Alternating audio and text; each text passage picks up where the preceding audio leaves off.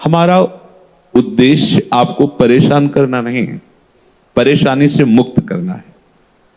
जितने भी पदार्थ बने हुए आते हैं वो वास्तविक आपके लीवर के लिए ठीक नहीं है, मान लीजिए, क्योंकि आपका अध्यात्म मार्ग है। आपको बहुत ही चर्बी रहित, रजोगुण तमोगुण रहित सात्विक आहार चाहिए, जिससे आप शांत गंभीर भाव से भगवत चिंतन कर सकें। इन सब पदार्थों में वो बात नहीं है जो हमें परमार्थ में पुष्टता दे सके। चाहे आप ये नमकीन, बिस्कुट, ब्रेड, जो भी आप लोग, इसे आपको लगता है कि समय बचता है, लेकिन समय प्रयोग कहां करते हो? विषय चिंतन में, राग द्वेष के चिंतन में, जागतिक चिंतन में। अगर राधा राधा कहते हुए 2 रोटी बना ली और नमक रख लिया, आप देख लो आपका चिंतन बदल जाएगा। कौन सी ठाकुर सेवा करनी है आपको? बहुत सहजता में समझ लीजिए ठाकुर सेवा का मतलब क्या है। आपकी क्रिया वेग को भगवान में अर्पित करना, क्रिया वेग को भगवान में, प्रभु में अर्पित करना, यही ठाकुर सेवा है। अगर हम केवल बाहरी क्रियाओं की प्रधान, अब जैसे तैसे पेट भर लो, बस ये करना वो करना वो, तो आप कभी धैर्यपूर्वक देख पाएंगे कि आपका स्वरूप क्या है, आपका मार्ग क्या है, आपकी चिंतन शैली क्या है, आप कितने विषयों से ऊपर उठ रहे हैं। इसको बड़ी सूक्ष्मता से समझना होगा। आप एक सेवा को क्रिया मान करके कर लिए तो विश्राम सेवा में नहीं, विषयों में होगा। देख लेना, अंदर से देख लेना, देख लीजिए, खूब नेत्र हैं फैला के देख लीजिए। उसको सुख बुद्धि विषयों में होगी, जबकि सुख सिंधु की सेवा में है। ये अनुभव की आध्यात्मिक बातें हैं, ये प्रापंचिक बातें नहीं कि आप बुद्धि की धरा से इसका निर्णय कर सको। हमारे एक एक श्वास, हमारी एक एक चेष्टा हमारे प्रभु में समर्पित है। हमको बस ये मूल देखना है। एक एक चेष्टा हमारी, बाहर से श्री जी की सेवा हो रही है, अंदर से चिंतन क्या चल रहा है। अगर बाहर से श्री जी की सेवा हो रही है, अंदर से विषय प्रियता का चिंतन चल रहा है, तो क्रिया हो रही, सेवा नहीं। क्रिया हो रही, क्रिया, और क्रिया का फल है। और सेवा अपनेपन को पुष्ट करती है। अपनेपन से ही हमारे लाडली लाल मिलते हैं, इसीलिए सेवा प्रधान रखी गई। सेवा से अपनापन, पर सेवा करते हुए यदि चिंतन अन्य का हो रहा है, विषय का हो रहा है, देह के राग द्वेष का हो रहा है, इंद्रियों के सुख भोगों का हो रहा है, तो वो सेवा नहीं है, वो क्रिया है। क्रिया का फल होगा। सेवा से अपनापन, अपनापन से लाडली लाल की समीपता, सीधे समीपता। आप धैर्यपूर्वक, जब आपको 24 घंटे में समय मिले, तब आप सीधे सरल भाव से कोई सब्जी, कोई दाल एक उबाल ली, 4 रोटी बनाई, इनको दिखा दिया, पा लिया। हर समय भजन में डूबो। पोछा लगा रहे हैं तो श्री जी का चिंतन हो रहा, नाम जप। शरीर क्रियान्वित हुए बिना रह नहीं सकता, समझे ना। सूक्ष्म शरीर हर समय चंचल रहता है, क्रियान्वित रहता है। इसलिए महापुरुषों ने क्रिया वेग को परम पवित्र करने के लिए सेवा पद्धति दी है। क्रिया कर रहे हैं तो हमें इनसे प्यार ही हो जाएगा, ऐसा नहीं है। अगर सेवा हो रही है तो निश्चित इनसे प्यार हो जाएगा। सेवा हो रही तो दूसरे की कोई परवाह नहीं, वचन पर विश्वास रखो, सेव्याधीन हो जाएगा। क्रिया हो रही, बात बदल गई, वही बात बदल गई। सेवा और क्रिया में अंतर है, समझ रहे हो ना। जो अपनेपन के प्यार से एक पुष्प भी अर्पित कर देता है, तो गीता में ही भगवान ने कहा, पत्रम पुष्पम फलम तोयम, ये में भक्त्या। भक्त्या मतलब अपनापन, प्रेम। मेरे प्रभु, मुझ दीनहीन के पास आपका दिया हुआ ये पत्र है, ये जल है, ये वो अस्नामी, उसी समय भगवान पा लेते हैं। सेवा के विषय को लेकर के अगर ये बात आती है कि हमें समय, तो हमें लगता है सेवा हमारे ऊपर बोझा है क्या? सेवा हमारे लिए अशांति है क्या? सेवा हमारे लिए क्लेश का कारण है क्या? तब तो फिर आनंद का कारण क्या होगा? अगर गुरु सेवा, भगवत सेवा ये हमारे अशांति क्लेश का कारण हो, तो शांति और आनंद का कारण क्या होगा? इसलिए सुलझना होगा।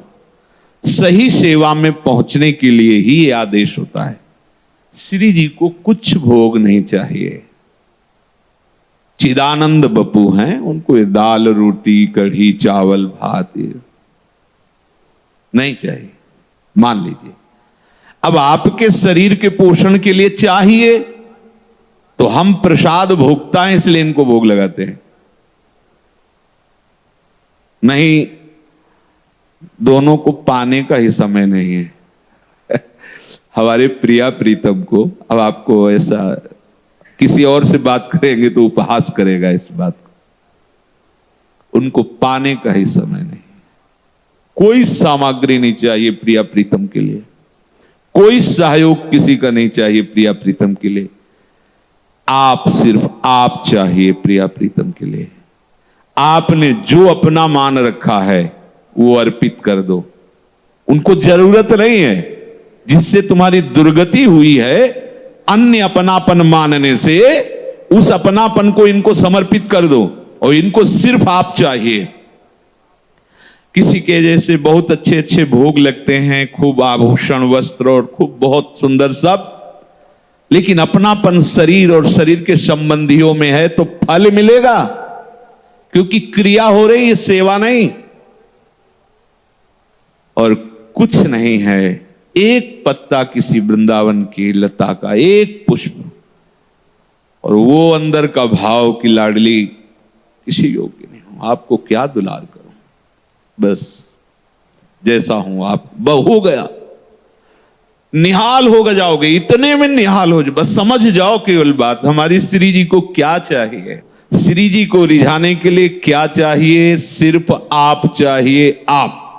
और यही बात नहीं हो पाती, आप अपने को औरों को दिए हैं पदार्थ वस्तुओं से श्री जी को रिझाना चाहते हैं, तो ये क्रिया हुई और इसका बढ़िया फल मिलेगा जैसी आप चाह करोगे।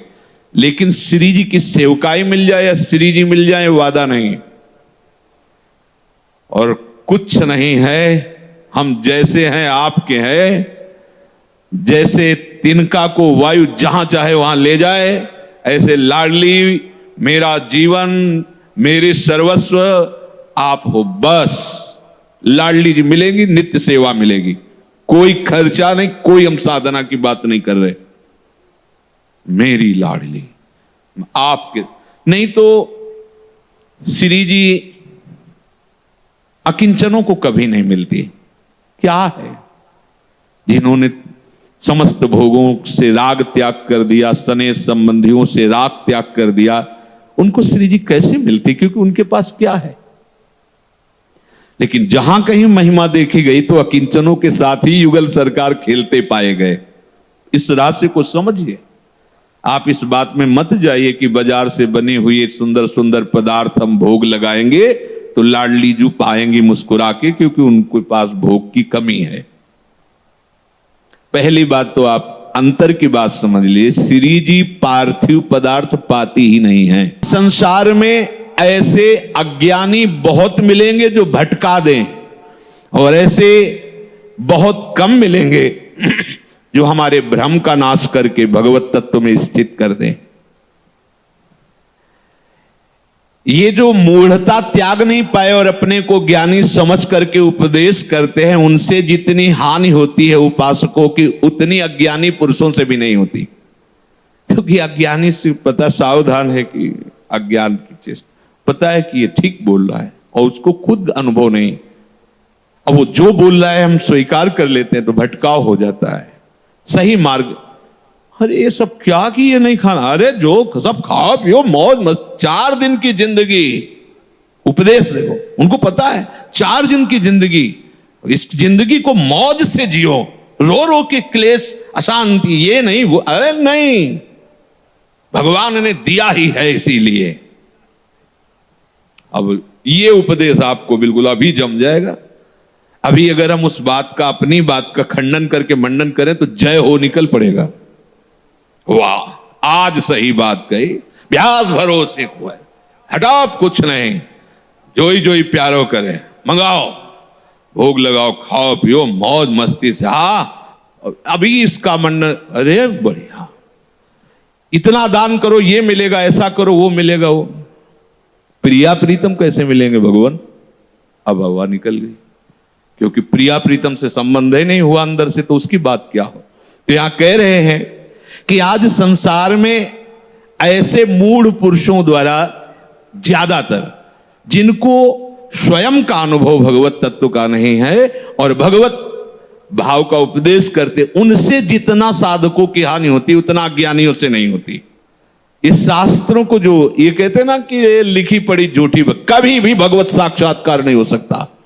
शास्त्र हेलना करने वाला कभी भी भगवत मार्ग का पथिक नहीं हो सकता, कोई भी हो, कहीं भी हो। तस्मात् शास्त्रम प्रमाणम ते कार्याकार्यो, एक एक अक्षर सत्य, एक एक अक्षर।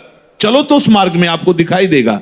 जहां भी कोई अशांति हुई है तो शास्त्र आज्ञा का उल्लंघन हुआ है, वही अशांति हुई। नहीं, आज तक का अनुभव है, शास्त्र के मार्ग पर चलने वाले को कभी भी कहीं कोई बाधा रोक नहीं सकी। अगर बाधा हुई है तो अपना माना हुआ कोई ना कोई राग जो शास्त्र विरुद्ध आचरण कराता है, वही हमें बाधा पहुंचा है। आज तक का अनुभव है, शास्त्र विरुद्ध आचरण ही हमारी अशांति, क्लेश और प्रपंच का कारण बना है। शास्त्र के अनुसार चलने पर कभी कोई बाधा स्पर्श ही नहीं कर सकती, चाहे जो युग हो।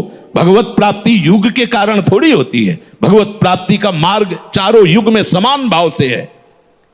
कोई भी किसी भी युग में अगर शरीर और शरीर के भोगों से राग करके भगवत प्राप्ति का विधान कहीं वर्णन किया हो तो बता देना।